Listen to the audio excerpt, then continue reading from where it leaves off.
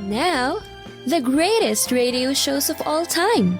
Suspense. The Shadow Node. Washington calling David Harding, counter spy. Classic radio theater. The Great Gildersleeve. Fibber McGee and Molly. Dragnet. Gunsmoke. The Lone Ranger. Now, step back into a time machine with your host, Wyatt Cox. Good evening, friends of the Inner Sanctum. Dick Kollmar in an episode of Boston-Blackie. This episode originally broadcast October 15th, 1946. This episode of the program is entitled Murder at the Rodeo. Or, given who he was married to, is it Rodeo? Having trouble with those boots, Hazel? Not too much. But don't you wish you were in my boots, Bill? We'll take that up some other time. Right now I gotta finish dressing and get out in the arena. I'm due to ride soon. Be careful you don't get killed, won't you? But not too careful. You think if something happened to me, Slim will stay married to you, don't you? Well, think again. You can't hold him, Hazel. Nobody's gonna say I didn't try. I wouldn't try anything where I was concerned. I've got a very good friend in town, Hazel. Boston-Blackie. Ever hear of him? Sure. Well, he's here tonight. I sent him tickets. A friend of mine out west said to look up Blackie in case I ever got in trouble. I'm just playing it safe, asking him to come tonight. Better go on out and ride that bronco. Hey, anybody decent in there? Everybody is, Barney. Wait a minute. Go on in and talk to Hazel, Barney. I'm due out at the arena. But don't get too close to her. Rattler's bite can be cured, but hers, Bye. So long, Bill. Kind of a feud going on between you two gals, ain't there, Hazel? Wouldn't say that. They'd like people to think that, though. I always felt a rodeo ain't no place for feuds. We kind of all ought to be more like a family. Ever see a family without a feud? I never did. That ain't what I meant exactly. The way the boys are saying, though, anything ever happened to Belle, you'd be blamed. I'd like that very much. Not the second part, of course, just the first. I don't know, Hazel. I still... Hey, listen. Boy, that's Slim. It was his turn to ride when I came in, and that's the way the crowd always yells when he's riding. He's a good man on a horse, Barney. Yeah. Best, maybe. Hey, what's wrong with me? Nothing if Slim wasn't around. You know, I think that without Slim here, you might have a... All right, boy. Hey. Careful. Bring her in. They're right down that cot over there. Okay, Doc. Be careful now. All right. Hurt real bad. Shut that door. Hey, Doc. Hey, Doc, what's happened? What's happened to Belle, Doc? She's not moving. No, that's right. Don't know yet how bad she's hurt. All I know, she got thrown from that bronco she was riding. Got thrown bad. Belle. Poor Belle. Poor Belle. You're kidding, ain't you, Hazel?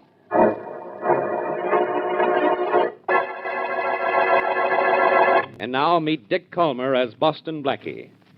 Enemy to those who make him an enemy. Friend to those who have no friend.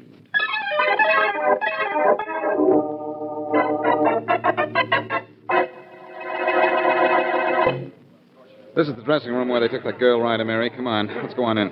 All right, anything you say, Blackie.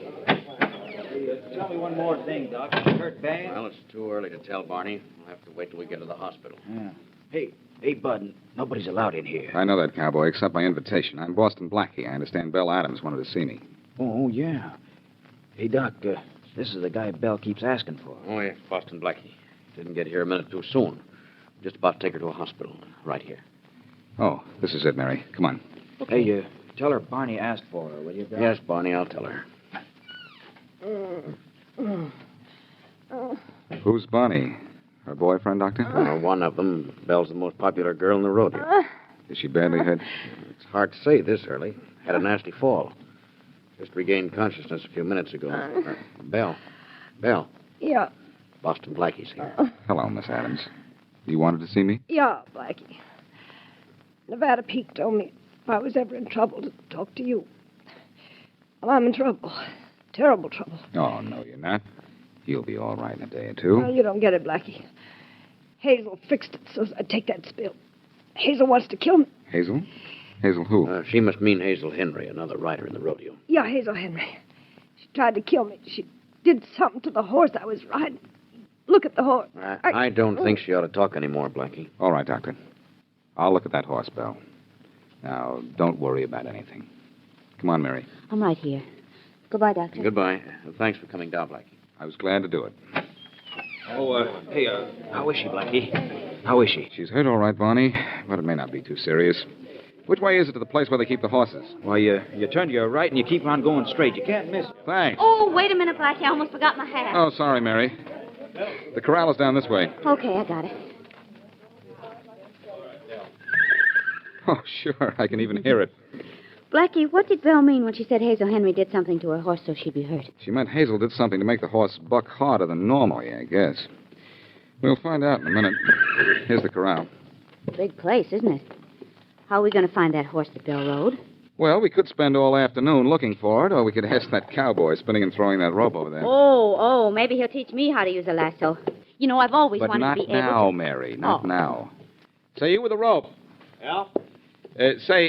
Where's the horse that Belle Adams was riding when she was thrown? Right over there in that stall, mister. She's a wild one. Don't go near her. Don't worry, I won't. Say, they've taken the saddle and bridle off her. Was everything all right? Funny you should ask that, stranger. Why? Funny the way you make that rope spin, too, cowboy. Listen, could you teach Later, me to... Mary, later, please. Why is it funny, I asked you, cowboy? 'Cause the handlers found a burr under that bronco saddle. That's what made her toss Belle the way she did. There was a burr under the saddle, huh? Blackie, then Belle was right. Hazel Henry did try to hurt her. Looks that way, Mary. Don't know if it was Hazel who put that burr there or not, but if it was, mister, it wasn't put there to hurt Belle. What makes you say that? 'Cause the horse that Belle rode was supposed to be ridden by Slim Waters, but he didn't show up on time. Oh, I see. Funny thing, too, mister. Slim Waters ain't never been late for a rodeo contest before in his life.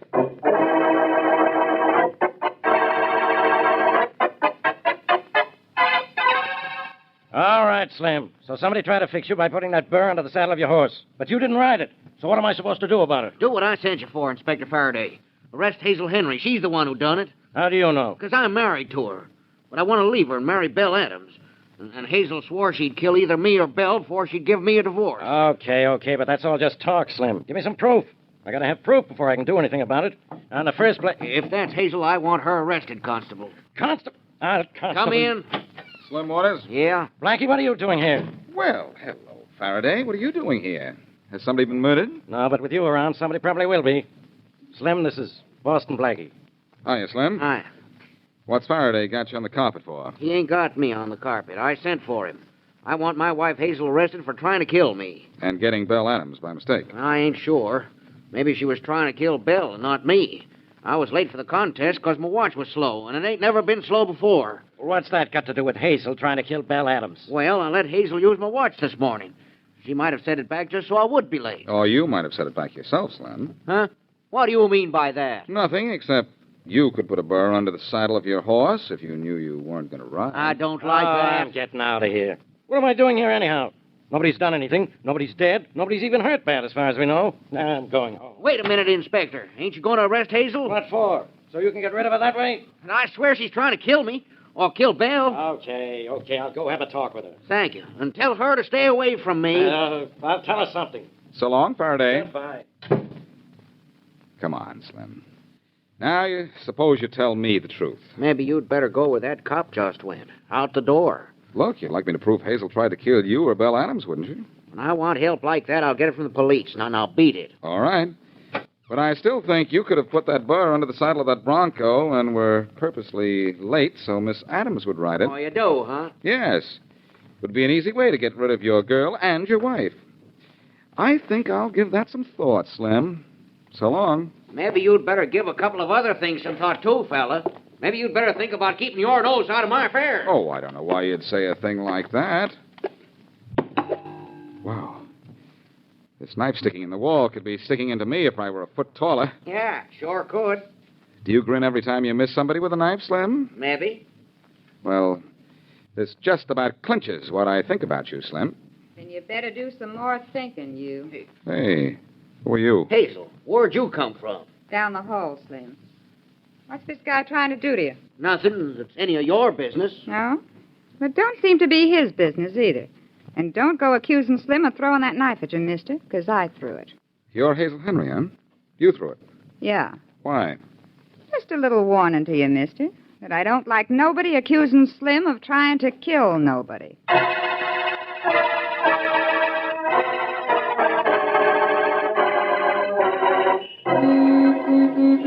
Hey, Faraday. doing in your car, Blackie? Trying to find out who fixed up that Adams girl? Too much for you? No, I've got to get back because I have a dinner engagement with Mary. Well, where is she? Oh, she went home about half an hour ago. Some cowboy gave her a rope, and she went home to practice throwing it. Yeah, I'll bet. Well, that's probably what she's doing instead of getting dressed for dinner right now, which is what she went home to do.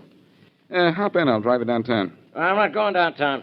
I'm going home. Okay, hop in. I'll take you home. If we can stop by Mary's first. All right. I want to talk to you anyway. What about? This business at the rodeo. You keep your nose out of it, Blackie. Nobody's done anything serious yet. But with you messing around, there's no telling what'll happen. No one's done anything serious yet, huh? Well, Belle Adams is lucky she didn't have her neck broken, and I'm just 1 foot short of being dead with a knife in the back of my head. What?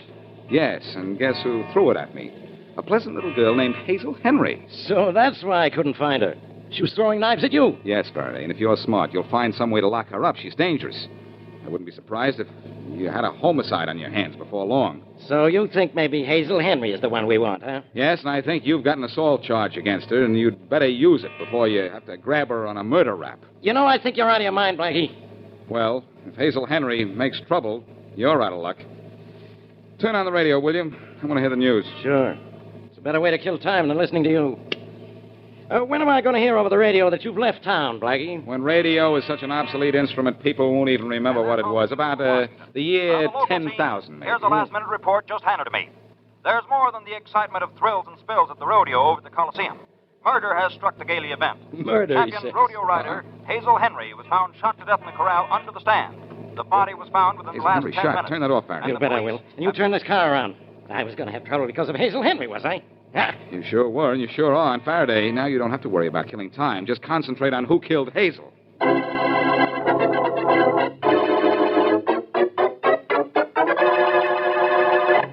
October 15th, 1946, Boston-Blackie on Classic Radio Theater with Wyatt Cox. You know, it's true. Difficult times have a way of focusing us. We have to think about what matters most when it comes to our spending, our health care. No doubt. This is why so many people are joining Medi-Share right now. Medi-Share is a trusted way to save up to 50% on your monthly health care costs. More than 400,000 people have already made the switch. It's pretty obvious why, too, especially now during this challenging season with healthcare costs and out-of-pocket expenses going up. Medi-Share can save you a lot of money. The typical family saves $500 a month. And Medi-Share is a Christian healthcare sharing ministry that's worked beautifully for 29 years. There are different options to choose from to fit your budget. I'll give you the number here in a second, and if you call, you can get a price within 2 minutes. Maybe now is the perfect time to make the switch and start saving. Here you go. Call 833-34-BIBLE. That's 833-34-BIBLE. 833-34-BIBLE. Dick Kollmar, primarily a Broadway actor-producer, did lots of that, including hiring Fats Waller to compose the 1943 musical Early to Bed. But Colmar also did plenty of radio work. He was on Pretty Kitty Kelly on CBS, also did roles in Gangbuster, Grand Central Station, and the soap opera Bright Horizon, in addition to Boston-Blackie. His best-known work was actually on the radio locally in New York City. He did a morning show, a 45-minute chat show, Breakfast with Dorothy and Dick, featuring his wife, Dorothy Kilgallen, who was a prominent newspaper woman, or newswoman, I guess as they really would say at the time. But, you know Dorothy Kilgallen? Yeah. What's My Line? And it was a very, very interesting marriage, to say the least. October 15th, 1946, Boston-Blackie on Classic Radio Theater with Wyatt Cox.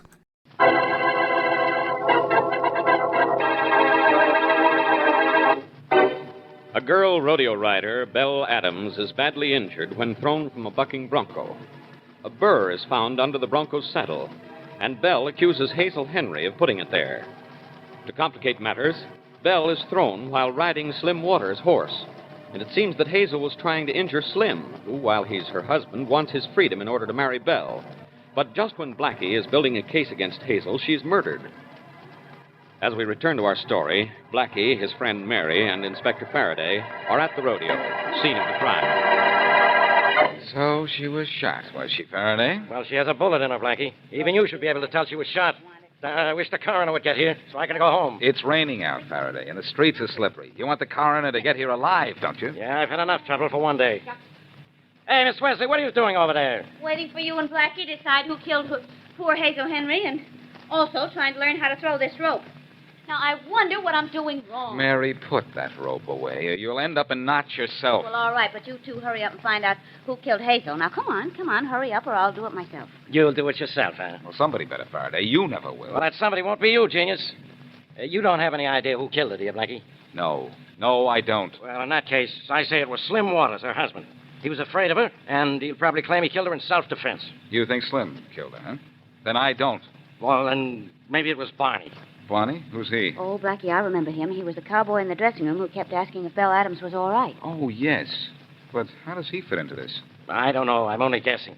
But maybe Barney was in love with the Adams girl, and he was trying to get rid of Slim. So he kills Hazel, Slim's wife. Now, that makes a lot of sense. I'm not talking about killing Hazel. I'm talking about that burr under the saddle of Slim's horse. I think Barney put it there. Barney and Slim are the top riders in the rodeo, you know. So you think if Barney didn't do it for the love of Belle, Adams, did it for the love of prize money, huh? Well, it could be. Could-be's don't prove murders, Faraday. I know that. But I know one person who didn't kill Miss Henry. Who? Belle Adams. She's in the hospital. You think so? I know so. Wasn't she hurt? Yes, but she's still alive, Faraday, and the fact that you think she's still in the hospital gives me a pretty good idea that she isn't. Oh, Blackie, you don't suspect Miss Adams, do you? I suspect everybody, Mary. That's why I solve cases when Faraday doesn't.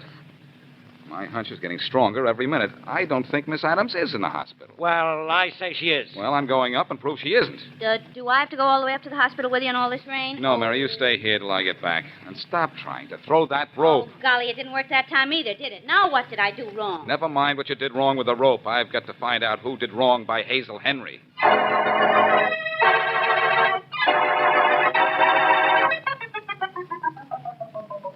Look, nurse, there's something funny going on here, and I intend to find out what it is. I'm very sorry, Blackie. Miss Adams is very ill. No visitors are allowed in her room. And I think I know why, too. She's not in her room. I'm very sorry, but you can't Look, go in I don't know there. what you're trying to pull, but you've convinced me.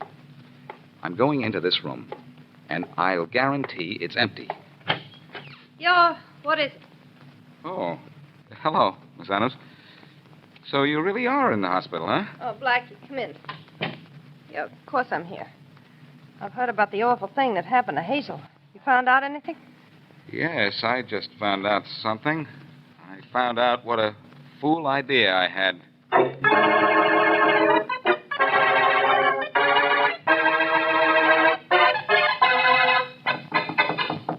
Come in. Hello, Bill. Oh, Slim, Doan, come in. Oh, what a surprise. I thought it was Blackie coming back again. Blackie was here. What for? I don't know. It didn't say. I don't like that guy. Don't like the way he snoops around. Oh, he's all right. Let's don't talk about him. Let's not. How you feeling? Oh, better. Doctor says there's no broken bones. Guess I was lucky. Yeah, you sure were, honey. You could have been killed. Yeah. Look, you feel good enough to ride in the rodeo tonight? Oh, I could ride with my head cut off. Swell, honey. Then you're going to get out of this hospital and ride. Huh? We need you down there. Oh. You're the best girl rider we got. Oh, now that Hazel's gone. You always were better than Hazel in everything. I guess it sounds sort of low for me to talk that way on account I was married to her, but you know I ain't going to shed any tears over her. No, I don't suppose anybody is. But I certainly never wanted her killed. Me neither. But, well, it's happened. We are rid of her, like we wanted. And look, you can ride tonight, huh? Yeah, you bet I can, Slim. We'll make enough in prize money between us to buy ourselves a ranch. I thought you'd say that, Belle, baby. You're an all right. Hey, are you expecting company? No, go see who it is, will you, Slim? Sure. Slim, what are you doing here? I could ask you the same thing, Barney. Oh, Barney, come on in. Thanks, Belle. How you feeling? A lot better. Seeing this here good-for-nothing cowpoke ain't going to do you no good, honey. Now get your good wishing over with, Barney, and get out of here. Belle's going to ride tonight. Huh? Hey, why, you can't do that, Belle. You got hurt last night. You still It ain't none of your business what she does, Barney. I suppose it's some of yours. I'm the one she's going to marry, ain't I? Yeah, but I'm looking out for her better than you. She ain't fit to ride tonight, and you know. let her decide about that. I say she rides. That's sure letting her decide. You stay out of this, Barney. You don't want her to ride because you know me and her will take a pack of that prize money away from you. I'm just worrying about her, not the money. Since when did you ever care about anything boy, but... now stop it, both of you. Thanks for your interest in me, Barney. I appreciate it, but I'm going to do what Slim says. You're a fool, Belle. That's enough out of you, Barney. You won't be fit to ride tonight yourself. Now, come on, we're getting out of here, the both of us. Okay, but Get Belle, dressed, Belle, and be down to the rodeo in plenty of time. Because you're going to ride tonight. We're going to give them a show they'll never forget.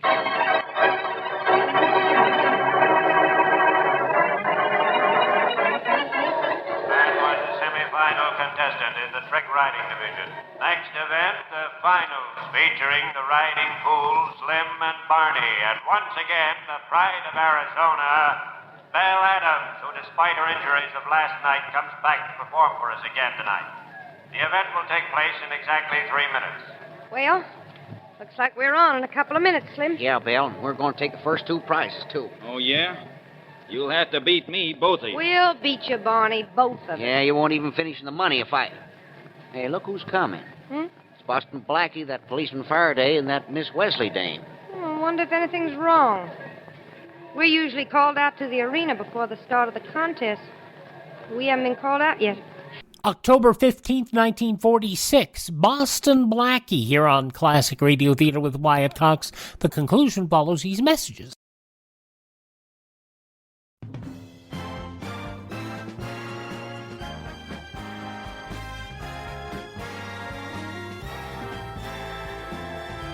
Now on Classic Radio Theater with Wyatt Cox, the conclusion of Boston-blackie, October 15th, 1946. Hello, Blackie.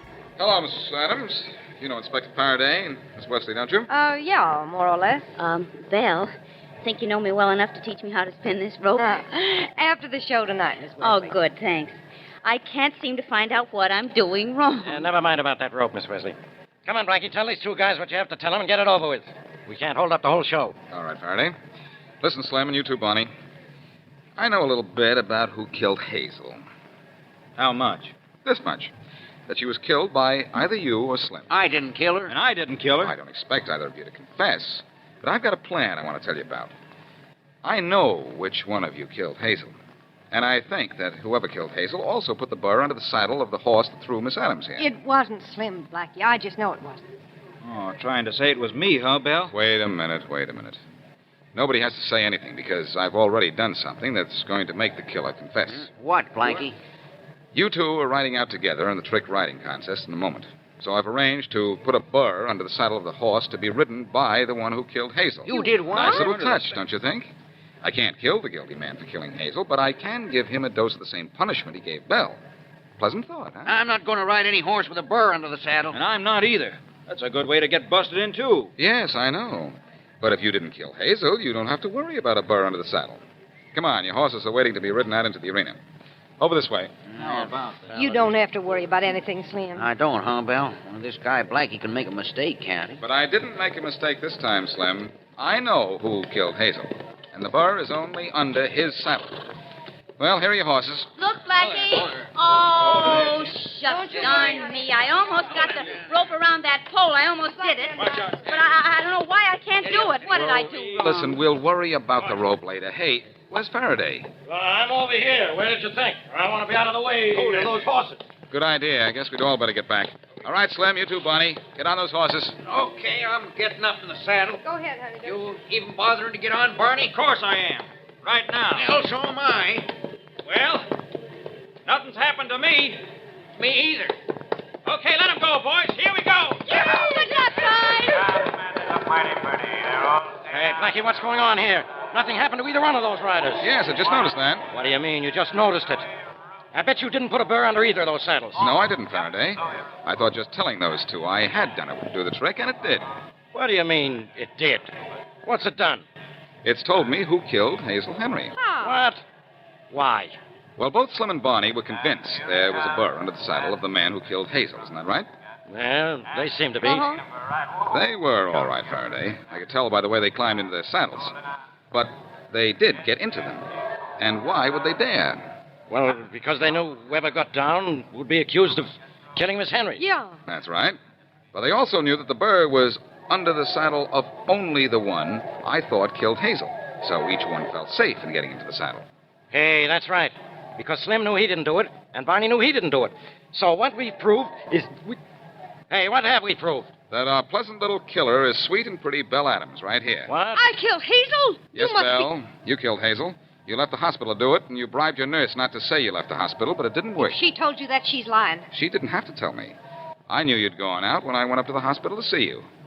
It was raining out, remember? So the soles of your shoes were wet. So this girl killed Hazel and tried to kill Slim by putting that burr under his saddle yesterday at the rodeo. Oh, no, I didn't. Hazel did that out of spite. Because he wanted to leave her and marry me. I made her admit that before I killed her. So you won't get me for that. And you won't get me for killing Hazel either. Now, don't move, either one of you. Blackie, she's got a gun. I know a gun when I see it, Faraday. Then you know what I'll do with it if you make a move to come after me, Blackie. Mary, drop that rope. Get out of her way. She means business. Well, Blackie, I can spin the rope and I can throw it like this. Grab her, Faraday. That rope I'll get the rope me. around her arms. Drop that Let gun, go sister. of me. Let go. Drop it. All right. That's let better. me out of here. And the rope is off now, Belle. Is that better, too? Well, you know. Get her out of here, Faraday. You bet I will. No. Come on, sister. Take your Move. hands off of me. Come on. Faster. Mary gal, I'm right proud of you. I am right proud of you. Why, I was waiting for you to say that. You know, I caught her with that rope, didn't I? And it whirled, Blackie. And I roped her with a lasso just the way a cowboy ropes a steer. And you know, all the time I was practicing, I wondered what I did wrong. Well? Well, this time, I wonder what I did right.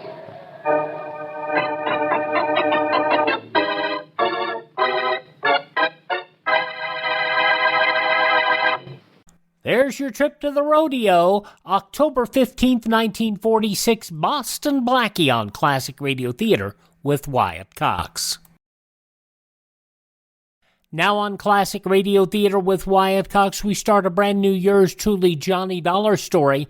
This episode, the first of a 9-part story, The Phantom Chase Matter. Yes, I did say 9 parts. This was originally broadcast October 15th, 1956. From Hollywood, it's time now for... Johnny Dollar. Pat Mccracken, Universal Adjustment Bureau, Johnny. Well, long time, Pat. What's on your mind? At the moment, $120,000. Hey, you're really thinking big these days. No, correction. Worrying big. Well, I guess if I had 120,000 clams, I'd worry too. Look, if we had it, I wouldn't be worrying. So who does have it? Thomas Chase. Come again? A partner in a New York investment syndicate, Everson & Chase. Real dignified outfit up till now. Chase embezzled the money? We think so. So what do you want with me? I'm no expert in forcing confessions. Johnny, you can't make a guy confess if you can't find him. Oh? Chase has jumped his bail. He's disappeared. I'll be right over.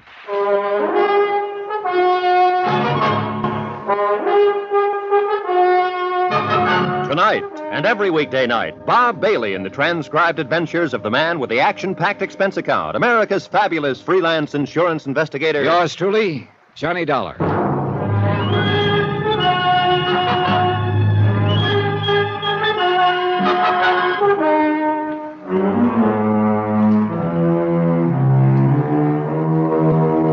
From Special Investigator Johnny Dollar to the Home Office, Universal Adjustment Bureau, Hartford, Connecticut. Following is an accounting of expenditures during my investigation of the Phantom Chase matter.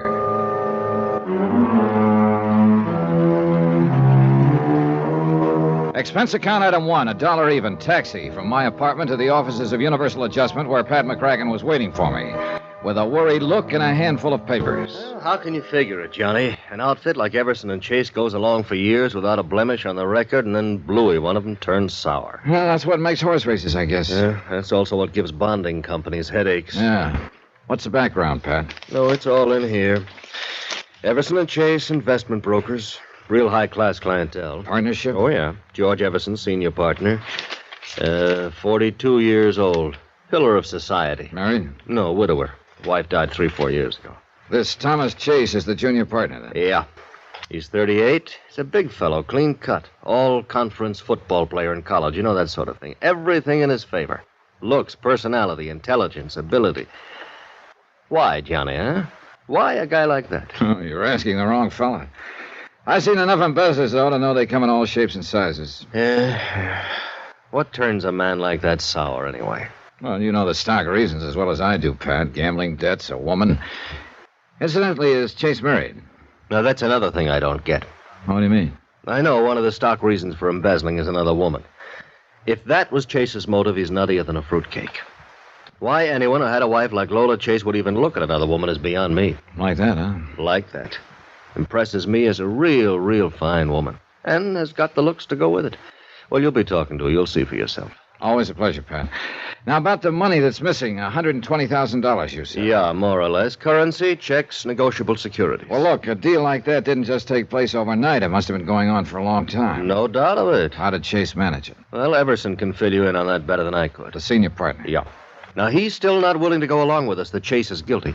I think he's pretty concerned about the company name, which is understandable enough. Well, maybe he's got something. Yeah. Well, you better save yourself some time, Johnny. Meaning? Meaning you just answer me one question. All right, what is it? Would an innocent man jump bail? Expense item 2, $16.20, transportation and incidentals to New York to the office of Everson and Chase. George Everson was just as Pat Mccracken had described him. Early 40s, a little gray at the temples, a healthy tan. The real solid citizen type. Handsome and, right now, unhappy. I still can't believe it, Mr. Dollar. Tom Chase, of all people. Well, he was like a younger brother. I nursed him through the best graduate business school in the East. I took him in with me. Yeah, how long ago did he become a partner in the firm, Mr. Everson? 4 or 5 years. Yeah, 5 years next month it would be. And Lola. Poor Lola. His wife? Well, if I ever saw an ideal marriage, that was it. As far as I could see, she's all that a man could want. Maybe not for Tom Chase. Well, maybe not. But I certainly don't understand it. Tell me, how was Chase able to get away with this deal? The embezzlement? Yeah. Well, to begin with, Mr. Dollar, our firm has always maintained a very fluid relationship with its clients. Frequently, we're buying or selling for them, or both, very rapidly. In a situation like that, the client places a great deal of confidence and trust in us. And we've always had the utmost of both from them. At least we did have. I see. Well, anyway, in a situation like ours, it is possible for a clever man to juggle figures. And that's what Tom Chase did? Huh? Yes, I'm afraid so. You see, more and more lately, he'd taken over the personal management of some of our best accounts. Oh, sort of taking them under the wing, huh? I encouraged him to. But if I'd realized I was only putting temptation in Tom's way, well... How did you find out what he'd been up to, Mr. Everson? Well, Tom had formed a kind of pattern in his accounts. He specialized in handling those clients of ours who were primarily interested in growth investments. Growth? Long range. You know, buy and hold it for quite a while. Oh, yeah, I see. But one of those clients suddenly decided to liquidate his holdings on short notice. The account turned up short, then? Quite short. So, of course, I immediately ordered a full-scale audit. The results of that brought the district attorney's office into it. The rest, you know. Yeah. But I must say that on paper, he'd done a very convincing job. You see, now, here are the files on all his accounts. Pardon me. He'd recorded each transaction carefully and correctly and had written up memos on all of them. Mm-hmm. These memos, they in his handwriting? Yes, they are. May I take one of them with me? Yeah, certainly. Here you are. Thanks. Mr. Everson, as I understand it, Tom Chase wouldn't talk after his arrest. No, and that was the most frustrating part of it. If he'd have given us some kind of explanation, anything. But he refused to make a statement of any kind. I see. I arranged for his bail, of course, and tried to do what I could, but... But he jumped bail and disappeared. Yes, I'm afraid so. This was 4 days ago, I understand. Yes. All right, one more thing, Mr. Everson. Had he acted at all differently lately? Well, I hadn't noticed anything, but apparently his wife, Lola, had. Oh? Yeah, I had dinner with them a week or so before this thing happened. Lola got me off to one side for a moment and asked me if I'd noticed any change in Tom lately. Change? Yeah, she said that he'd seemed rather moody and preoccupied. Well, that made me realize that he had seemed a trifle tense around the office. Apparently, he'd told her he'd been working extra hard. Yeah, I suppose that should have been a danger sign to me, but... I was afraid so I just passed it off. I kidded her out of it. Yeah.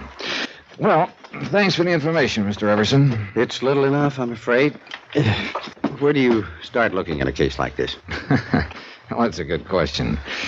First, I think I'm going to have a talk with Mrs. Chase, find out all I can about her husband's habits, likes, and dislikes, so on. Sometimes you pick up a lead that way. Well, you'll probably run him down sooner or later. I understand you have quite a reputation at that sort of thing. I wonder if you'd do me a favor, Mr. Dollar. Sure. As I say, you probably find him, and as for the money, well, I guess whatever part of it we recover, we should be grateful for. Well, that's about the size of it, I guess.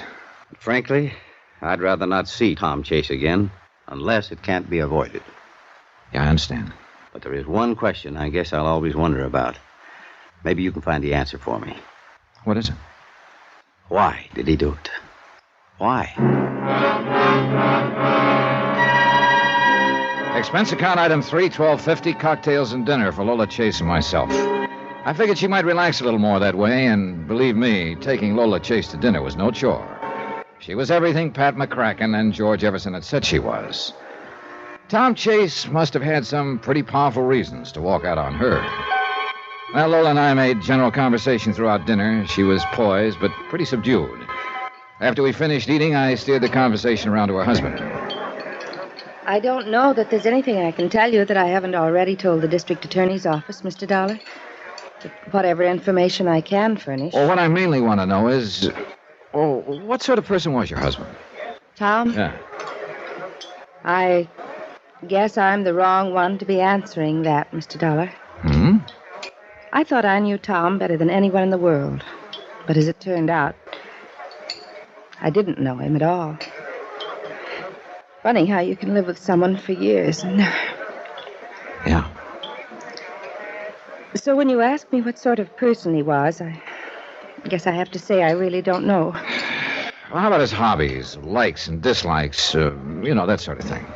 Well, he liked to play golf. Huh? He did some sailing. And he had quite a collection of records and an elaborate hi-fi set. Oh, what kind of records? Jazz, mostly. He used to play them by the hour. I must say he turned them up a little too loudly for me. But then I understand that women's ears weren't built for hi-fi or something like that. Yeah, tell me, Mrs. Chase, did you notice much change in his behavior recently? Yes, I did. And it upset me. What sort of change? Well, for one thing, he became rather moody. I guess you'd call it. He seemed to have something on his mind all the time. Several times he stayed out late at night and said he was working. I see. And then there was the thing about our vacation. What was that? Well, we'd planned a little trip. But at the last moment he told me he couldn't go. He insisted I make the trip without him. I didn't want to, but he insisted. So I finally went, alone. It was when I got back that I found out he'd been arrested. Where did you go on this trip? Martha's Vineyard. Uh-huh. Well, thanks very much for the information, Mrs. Chase. Thank you, Mr. Dollar. You've been very kind. When and if you find Tom, well... Yes? Well, I guess I'm just foolish enough to think he still might be innocent.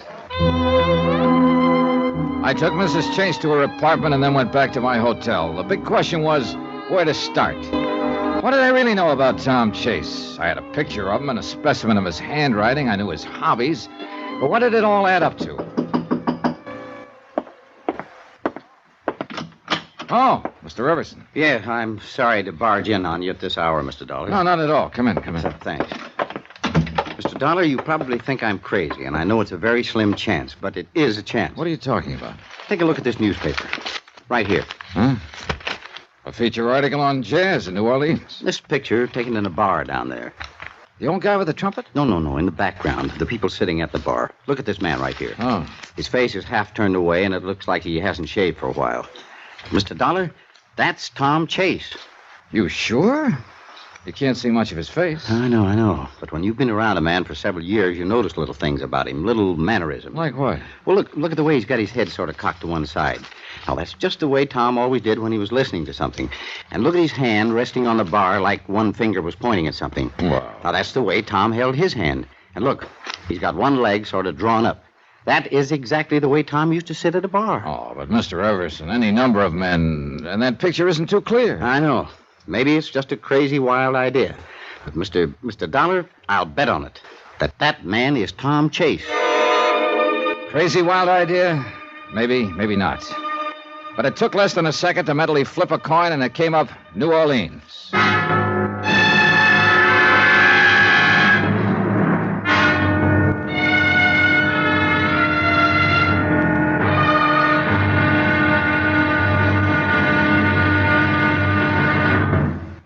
here's our star to tell you about tomorrow's episode of this story. Yeah, on to New Orleans, where the trail proves to be pretty cold, but warms up fast. Join us, won't you? Yours truly, Johnny Dollar.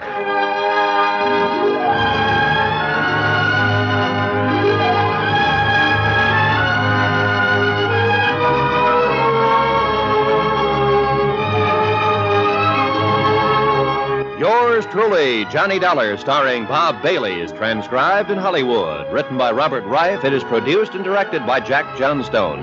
Be sure to join us tomorrow night, same time and station, for the next exciting episode of Yours truly, Johnny Dollar. Roy Rowan speaking.